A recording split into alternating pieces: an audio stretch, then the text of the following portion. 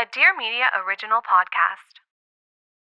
Parts of today's episode include adult language and mentions of violence. Listener discretion is advised. All these adults had a problem with me, and I never made a decision in my mind to do anything wrong. I got suspended from school when I was 4 years old. I put a magnet on the computer, and it fucked the computer up. It turned it off. I was 4. When you put the magnet close to the screen, it made pretty colors, so I did it. And then eventually the computer screen turned off. And I remember being in so much trouble with my dad and didn't really understand what was going on, but I just knew I was always getting in trouble in preschool and that I was a quote-unquote bad kid. I'm accountable for the robberies I did. I made those choices, and also I was born into this world. I did not choose to be born. I came in here as a child, and my little baby black existence made people so uncomfortable that they kicked me out of classrooms and eventually schools and eventually out of society. My name is Richie Reseda, and I'm a producer and an abolitionist. And I really am a delight, you know? So who is this delight? And how do you go from being a criminalized child to an activist, producer, and educator who is encouraging people to think differently about what justice is, how we respond to harm, and create space for healing? A child is not a problem to be solved. Curiosity is not something to be criminalized. I didn't know Richie at 4 years old, but 4-year-olds are not criminals. And that label is the beginning of the school to prison pipeline. The reality of school suspension is that it's the rap sheet before the rap sheet, and it's the justification for later criminalization. According to the National Center for Education Statistics, Black students are suspended on average 2 to 3 times more frequently than white students. In middle school, in the early 2000s, Richie is a tall, skinny, mixed kid with, as he says it, an unmoisturized fro. At 11, he's a black kid getting arrested. Just imagine an 11-year-old in handcuffs. That's hard for me. And it happens all the time. This leads Richie to join a gang, a place where he feels protected and respected. By high school, he was an abolitionist activist, and by his early 20s, he was imprisoned and running a feminist men's self-help group. Okay, Richie.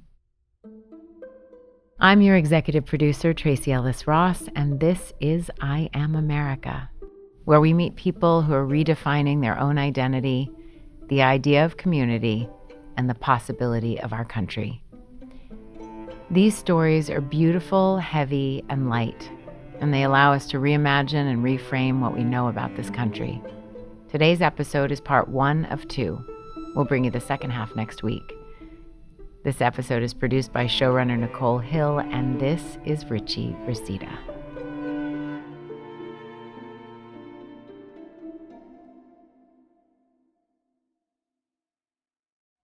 Long before he knew anything about cops or gangs or prisons, Richie was a kid with very specific tastes. I loved the Spice Girls, and I used to go to this after-school program starting in like 3rd grade, and there was like 6th graders, and they all loved Baby Spice, because in that time, the aesthetic was to like tiny blonde women. And I was like, bet, so if y'all all like Baby Spice, I'ma like Scary Spice.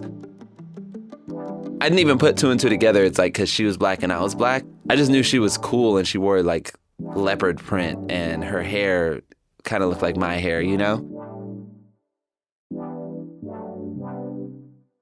And I liked Posh, because Posh was just clean and just wore like dresses with really simple lines that looked really cool to me. And I don't know, I liked her aesthetic, and when we would play Spice Girls, I would be Posh. He identifies with all kinds of things, cartoon characters, Posh Spice, lizards. I mean, he's a child. But what he learns from his particular love of the Spice Girls is that he's into fashion. His aesthetic is clean lines and bright colors. And then when he's 6, he discovers Snoop Dogg and Dr. Dre, and he just falls in love with rap. He decides that when he grows up, he wants to make streetwear and music. Richie has no idea what the expectations or assumptions are for curious young black boys that love hip-hop and fashion. But when he gets to middle school, he learns. Then I got to 6th grade and middle school is where it really became clear, 1, that I was Black, 2, that meant I had to act a certain way, and 3, that I was a threat. And now it's like police on campus. And I started getting arrested. The first time I got arrested, I was 11 years old for playing too rough at school. In 1995, the same year Richie was kicked out of preschool for making bright colors with a magnet, a Princeton professor wrote a paper predicting that by the year 2000, there would be tens of thousands of teens roaming the streets of America, murdering and raping and mugging without remorse. The language in this paper was racially coded. The teens were implied to be Black and brown, and he called them super predators. The image of this impending bloodbath at the hands of this next generation of youth set off a panic in America. Super predators dominated the headlines. Any crime where the accused party even remotely fit this description was sensationalized. Politicians and lawmakers introduced new tough-on-crime bills that targeted Black and brown youth. This prediction was proven false, and by the year 2000, violent crime had actually decreased. When Richie got to middle school in 2001, new sentencing laws had been passed across the country, including in California. Kids were being given life sentences without the possibility of parole.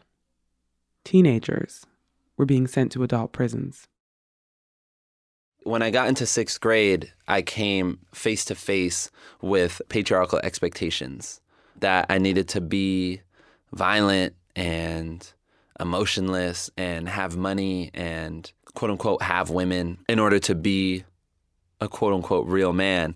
I can't help but put it in quotes, not just because it's an absurd idea, but also because I was 10.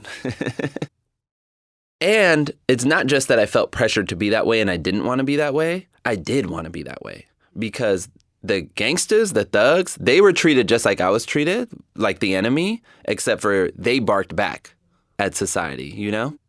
Everywhere I went, I was a problem. Mind you, in my head, all I'm thinking about is Spice Girls, but the world is, I got put in handcuffs when I was 11 years old. I felt like the enemy. And when I saw people like my older cousin or people like the older high school kids who used to come and play basketball at our school, they barked back at society when society said that they were the enemy. They were like, hell yeah, I'm the enemy. Actually, you're the enemy. And there was something very attractive about that to me. By 7th grade, I'm smoking weed, hanging out with gang members. I'm part of like a whole ass clique. We fight the other little clique at the school. But I was the same guy because I literally put together a schedule for how everybody in the clique should dress. I kid you not. I was like, on Fridays, we all wear the hood's colors, but on Wednesday, we all wear our own personal branded color. And mine is gonna be pink, and yours is gonna be blue. And I like went and found out all my homies' like favorite colors, and they all had to wear their color on that day. On like Wednesdays, I was literally like at the intersection of Mean Girls and gangbanging. Why did they agree to this? Bro, because they were 12 too, you know what I'm saying? We were all like, they don't know, like, they're trying to be hard, but they're children. Because they're children, they make childish decisions, like skipping school. In some cases, that's called ditching or playing hooky, but for Richie and his friends, the Los Angeles School Police Department calls it truancy, which is a crime. At 13, he's not only arrested, he's charged. And when his father finds out, he's furious. He issues the harshest punishment. My dad wouldn't buy me no clothes to start high school. I am a fashionista, you know what I'm saying? Like, that's not gonna work. So, had a little studio set up at my house, would record local acts, make beats for them. They would pay me in weed. I would sell it and buy clothes and smoke it. And that was kind of who I was as a 9th grader. Not really giving a fuck about school, very much making like conscious rap, early 2000s, backpacker, head ass shit. Like that's what I was on. Richie has continued encounters with police both on and off campus.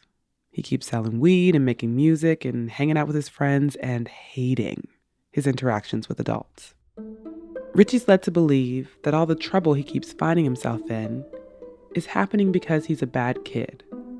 But he always suspected there was more to it than that.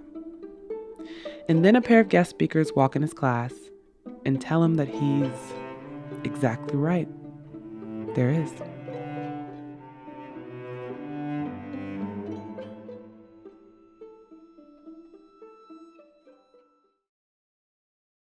Back in January, I completed Open's meditation challenge, and it was my first time using a guided meditation app, and I can honestly say that I am a fan.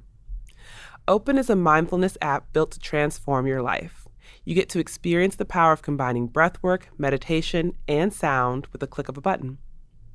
With Open, I had access to a library of classes on their app and website.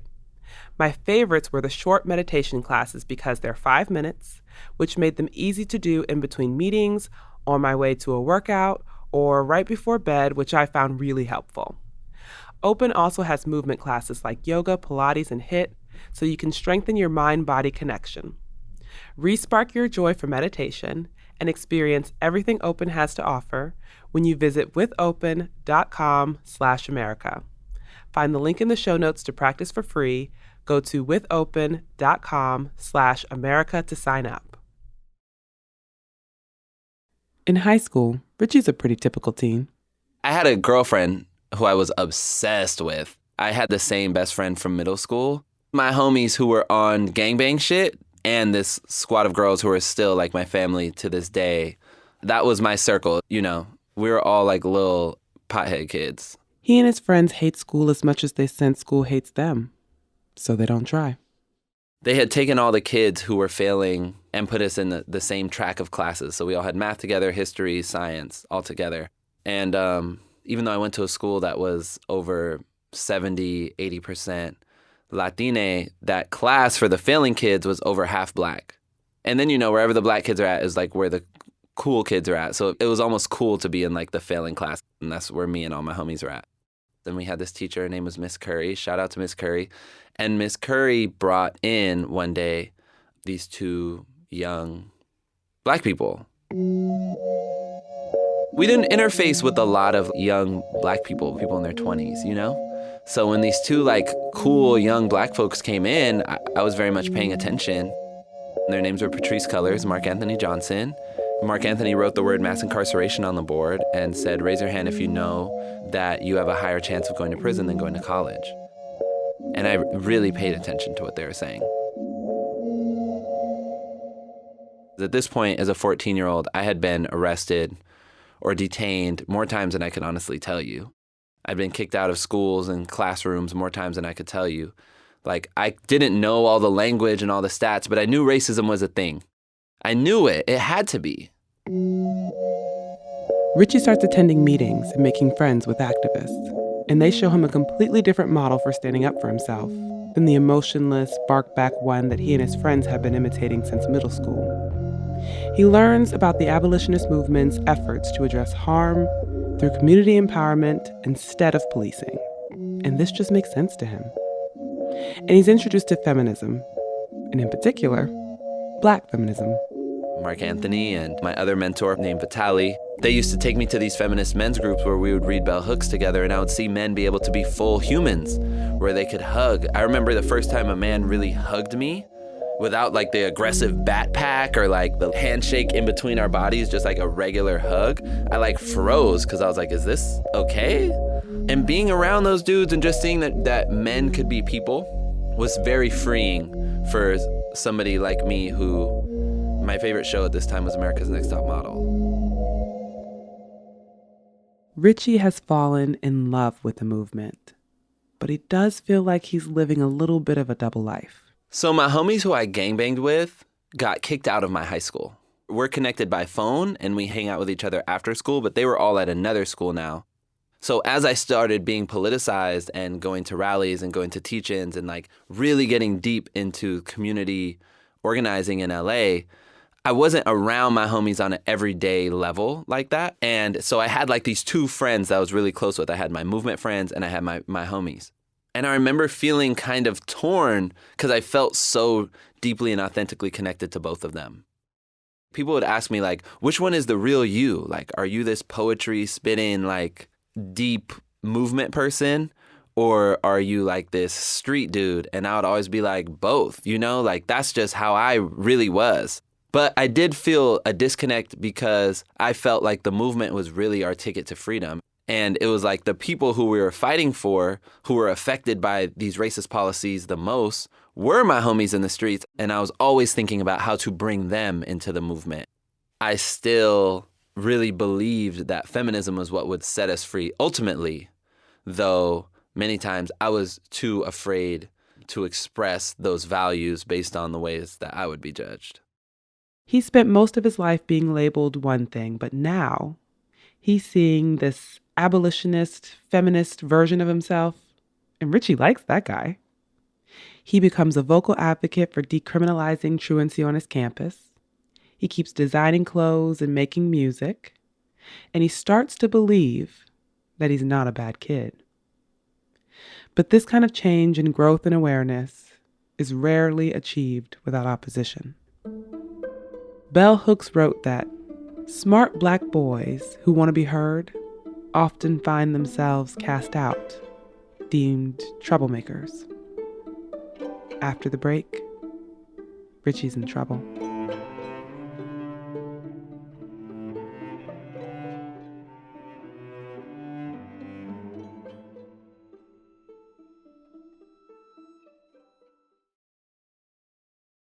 A goal I made for myself this year was to experiment more with my look, starting with my accessories. So I was already in the market for a new pair of eyeglasses when I discovered Pair Eyewear. Pair Eyewear worked for me because they had so many different styles, and it was really easy to browse through their website and pick a frame that I liked. I'm wearing my Pair Eyewear right now, tortoiseshell, shout out, but you can pick from a ton of different styles. They have magnetic top frames that start at only $25, and their budget-friendly base frames start at just $60, including prescription. So get glasses that stay as fresh as your unique style with Pair. Go to paireyewear.com/America for 15% off your first purchase. That's Pair, P-A-I-R, eyewear.com/America. From Vogue, The Run-Through, a new weekly podcast featuring the most riveting news in fashion and culture, with Vogue's take on the big stories. Fashion in relation to sports, culture, and politics. From the red carpets and runways to political and cultural events. Bringing you undertold stories from around the globe. With voices rarely accessible and uncommonly authentic. On this season of The Run-Through, Serena Williams, Michaela Cole, Mathieu Blasé, and more. The Run-Through with Vogue. I'm Chloe Mal. I'm Cho Minardi. Available now wherever you get your podcasts. My 11th grade year, I was my most political. My name is Richard Edmond.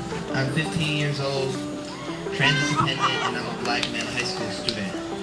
What also happened for me through being in the organizing world and actually having people on my campus who loved and supported me is I went from having all D's and F's to having all A's and B's. And taking extra classes and taking college classes and being the editor-in-chief for my school newspaper. We had some pretty dope radical writers on staff, and we tried to run a radical newspaper. And in February, instead of doing a Valentine's Day issue, we did a V-Day issue, a Vagina Day issue. The front page, it said, "Have a happy Vagina Day," with a diagram of a vagina from the biology book of the school.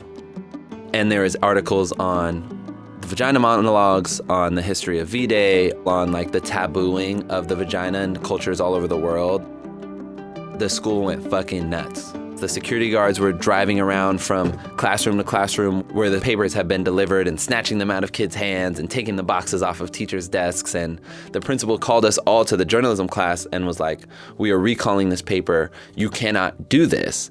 And I asked the principal why, and he said, "Because it's obscene." So the next day, we all came to school in protest wearing shirts that said, "My vagina is obscene."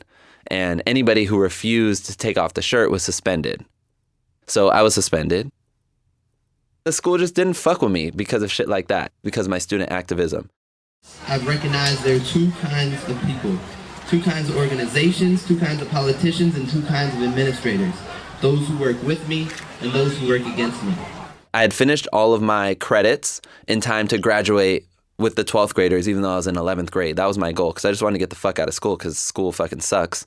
And I went to the principal's office. I made an appointment and I sat down with this fool and I said, I needed his approval to do it. I said, I'd like to graduate with the 12th graders. He said, what college are you going to? I said, I'm not going to college. He said, what are you going to do with your life? I said, I'm going to make music and clothes. He said, if you don't want to go to school, you should just drop out. If you don't show up for 6 months straight, you'll officially be considered a dropout. As a high school dropout, you're entitled to get a GED. So I was like, bet. So I stopped showing up to school. I got my GED. After I got my GED, I was moving my studio equipment to my best friend's house. My dad thought I was moving out. He was obviously very upset that I dropped out. And he was like, yo, if you gonna leave, you should just not come back. And I was just like, bet. I won't come back. Richie's 16 and hurt, but he's not going to admit that. Instead, he turns his attention to adjusting to his new life and trying to land his dream job. I had 7 job interviews, all at the same company. I only wanted to work at one place, American Apparel, because that's what was fly at that time. And I would always get the interviews because I knew how to write a resume, and they would have these open calls, and I'd be invited to the open call, but I would never get the job. I came home from the interview one time, and my best friend, who I was living with, him and his mom and his cousin, he was sitting on the bench, had some weed in the bag, and was like, yo, we can't just live off my mom, you know, we're grown. We were 16, but quote unquote grown. We got to make our way in this world. And I was like, all right, bet, let's do it. I thought I was Omarion and you got served. Like, I thought we was just... Look, we live. You feel me? Downtown LA. We in the penthouse right now. This how we living out here, son. I thought we was finna just sell drugs, become rich. Like, I really thought I was 50 Cent. Like, we would come home, put our little profits in this shoebox, and we're like, one day this shoebox gonna have $100,000. And the vision was always to make enough money in the streets to start a record label and streetwear brand. And as we started selling more drugs, we were throwing parties, building a little name for ourselves in the Valley. One of the biggest black gang in the Valley obviously took notice, had some connections to us prior to that. We started hanging out with them, and shit got real. People shoot at them, and when they shoot at them, they shoot at us, and when they shoot at us, we shoot back. And it got really out of control. I was addicted to ecstasy. I was addicted to anything. I remember walking down the street drinking Robitussin mixed with brandy. Like, I was deep in my drug addiction. I caught a charge for selling drugs, so I couldn't live with my homies anymore because there's people in the house on parole and shit, so I couldn't be in the same house as them. So now I was sleeping in cars. At 18, Richie is arrested for a crime he's later cleared of, but not before he'd spent almost a week in lockup. There, he witnessed brutality and violence from incarcerated men and guards alike, and it terrified him. I was like, yo, I don't want to go to jail, so I'm going to stop selling drugs. I'm going to get a job. First, I worked at the movie theater, got fired. I was always late, but I also had to take the bus 2 hours to get to work. Eventually, I got this job working at a preschool where I made halfway decent money. It was like $11 an hour, but $11 an hour was the most I've ever made legally. And I really loved working at the preschools. I was a TA. The kids loved me. I loved playing with the kids. I would teach them math and shit. I just loved working at the preschool. Still an active gang member. And through that, I was able to pay off my tickets, get a car, and get a small back house apartment behind one of my coworkers' house. Being an educator is giving Richie the foundation to start over again. He starts that record label and the clothing line with his friend. And having these things come together for him make Richie feel like his life might finally be getting back on track. But he does feel guilty about the people he worries he might be leaving behind. I was having conversations with one of my closest homies. One day I was like, bro, we got to get all the homies together. The homies ain't moving right in the streets. And he was like, fuck that, bro. We're making clothes. We're past that. We're at the stage now where we're doing what we really want to do. We don't have to worry about how niggas are gangbanging no more. And I kind of needed someone else's permission to think that because I was already thinking that. And I was already moving in that direction. And I showed up to my classroom one time and all the kids were outside crying. And the teacher who I worked for said, we don't have jobs anymore. They just closed our classroom down. The state cut its budget for the preschools. I was like, fuck that. I'm not going back to sleeping in cars. So I hit up some of my homies and was like, let's make some plays, and decided to rob some stores. And robbed 3 pharmacies. Got caught on the last one. Got charged with 7 robberies, 2 kidnappings, and assault with a deadly weapon. I don't want to minimize the choice that I made to rob those stores, but I also don't want to minimize that was not my first choice or second choice or 40th choice. Like, there's so many other things that I rather would have done. I was trying to get it together. We started the record label. I had a clothing line when I was 19. I was taking child development courses because I loved working at the preschool so much. I had a legitimate job. I had stopped selling drugs. I didn't want to be in the streets. I knew that would not work long term. I was 19. I was young. I would even say I was a child. But I was old enough to know that having to bring a gun with me everywhere I go was not going to work for the next 70 years of my life.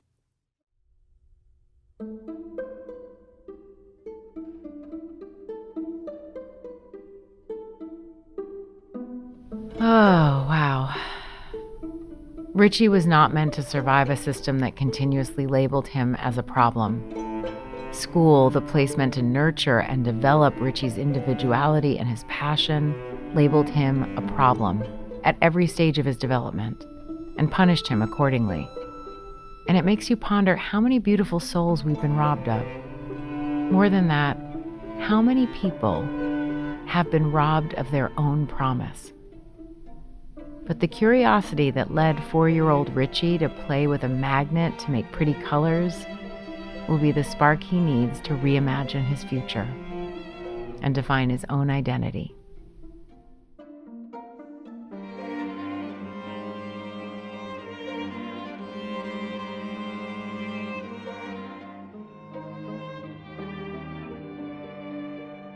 I Am America is a co-production of Dear Media and Joy Mill Entertainment. Executive producer, creator, and co-writer is Tracy Ellis Ross. Executive producer, showrunner, and writer is me, Nicole Hill. Managing producer is Asil Kibbe on behalf of Dear Media. Sound design and engineering is by Mitra Kaboli. Our theme song, Strum, is composed by Jesse Montgomery. Story editing is by Martina Abrams-Ilunga. Reporting and fact-checking by Siona Petros. Production assistance by Daniel Gonzalez. Executive producers are Adriana Ambrose on behalf of Joy Mill Entertainment, Brian Dobbins on behalf of Artists First, Jeff Berman and Brett Boutier on behalf of Magnet Companies, and Jocelyn Falk, Paige Port, and Michael Bostic on behalf of Dear Media.